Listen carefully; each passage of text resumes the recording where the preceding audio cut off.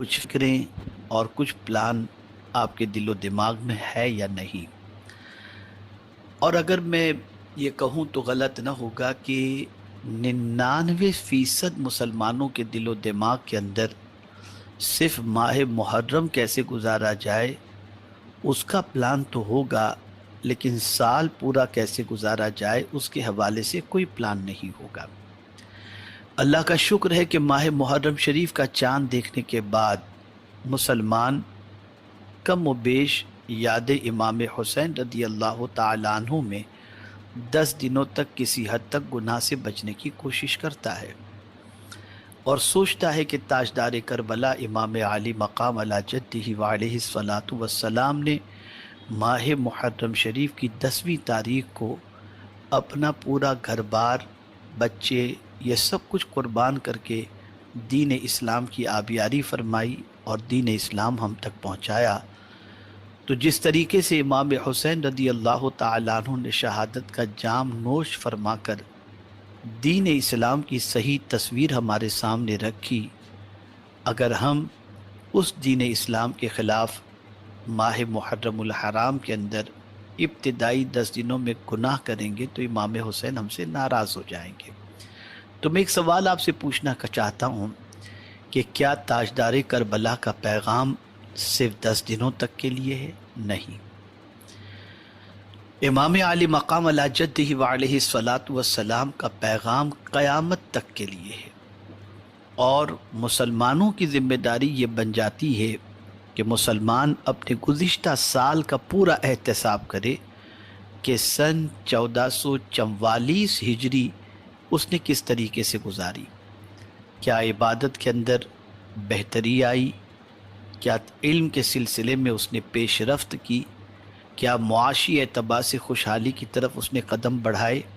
کیا آوارگی اور فحاشی سے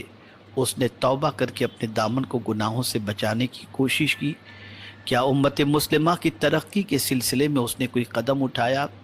کیا ملک کی ترقی کے سلسلے میں اس نے کوئی اسٹیپ اٹھایا؟ تو میں یہ سمجھتا ہوں کہ ہمارے پاس نہ احتساب کا وقت ہے نہ منصوبہ بندی کا وقت ہے، لیکن میں نے یہ چاہا کہ آج نئے سال کے آغاز سے پہلے میں کچھ باتیں آپ کی سماعتوں کے حوالے کر دوں، شاید کہ آپ کچھ منصوبہ بنا سکیں، اسے تحریری شکل دے کر اس کو اپنی زندگی کے اندر نافذ کرنے کی کوشش کر سکیں۔ آئیے ہم نئے سال کے آغاز سے پہلے اپنے آپ کو ان چیزوں کے لیے تیار کر لیں، شاید کہ نیت کے مطابق اللہ عز و جل ہمیں اگر عمل کی توفیق عطا فرمائے گا تو انشاءاللہ العظیم اس عمل کے ثمرات ہمیں اللہ عز و جل دونوں جہاں میں عطا فرمائے گا۔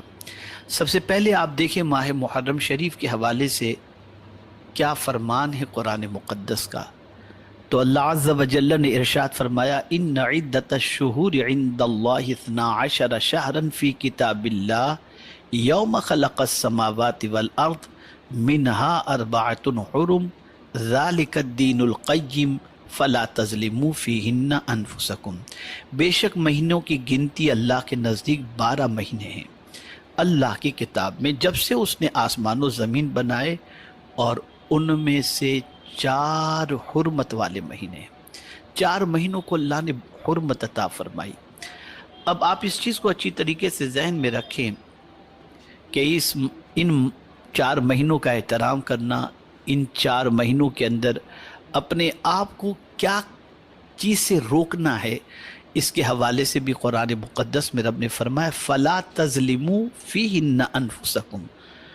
تم اپنی جان پر ان 4 مہینوں میں ظلم نہ کرو، یعنی اپنے آپ کو گناہوں کے اندر گرفتار نہ کرو، اللہ کی نافرمانی کی طرف نہ لے جاؤ، اللہ کے ارشاد کے خلاف کوئی عمل نہ کرو، اس کے پیارے حبیب صلی اللہ علیہ وسلم کے فرمان کے خلاف کوئی عمل نہ کرو، اپنی جان پر ظلم کرنے سے ان 4 مہینوں میں بچو۔ وہ 4 مہینے کون سے ہیں؟ تو پہلا مہینہ اسلامی مہینے کے اعتبار سے اسلامی سال کا پہلا مہینہ یعنی ماہ محرم الحرام،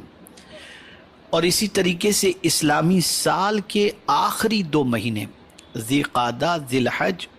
اور اس کے بعد محرم، یہ تینوں مہینے متصل ہیں، ذی قعدہ، ذی الحج اور محرم، یہ 3 مہینے حرمت والے ہیں، اور اسی کے ساتھ ماہ رجب المرجب یہ بھی حرمت والا مہینہ ہے۔ ان 3 مہینوں کے اندر عمومی طور پر بندے حج کے لیے جاتے ہیں، مسلمان حج کے فرائض انجام دیتے ہیں، اور پھر حج سے انہی مہینوں کے اندر وہ لوٹ کر کے واپس اپنے گھر کی طرف آتے ہیں۔ تو ان مہینوں کو احترام والا، حرمت والا مہینہ قرار دیا، اور ماہ رجب اللہ کا مہینہ ہے، اور اس مہینے کے اندر بندہ ماہ رمضان کی تیاری کے اندر مصروف ہو جاتا ہے، اور اس کی آمد کے استقبال کے سلسلے میں اپنے آپ کو تیار کرتا ہے۔ خیر، تو عرض کرنے کا منشا یہ ہے کہ انہیں حرمت والا مہینہ کیوں کہا گیا، اور خاص طور پر محرم کو محرم الحرام کیوں کہا گیا؟ تو محرم کو محرم اس لیے کہا جاتا ہے کہ اس ماہ میں جنگ و قتال حرام ہے، اور حرمت کی تاکید کے لیے اسے محرم کا نام دے دیا گیا۔ تو میرے پیارے آقا صلی اللہ علیہ وسلم کے پیارے دیوانوں، ان مہینوں کی قدر کرو۔ اب آئیے میں آپ کو بتاؤں کہ ماہ محرم سے جو ہمارے نئے سال کا آغاز ہوتا ہے، اسلامی نئے سال کا، تو ہمیں کیا عزم اللہ کی بارگاہ میں کرنا چاہیے؟ پہلی نیت تو یہ کریں کہ اے میرے پروردگار، تیرے پیارے حبیب صلی اللہ علیہ وسلم کے صدقہ و طفیل مجھے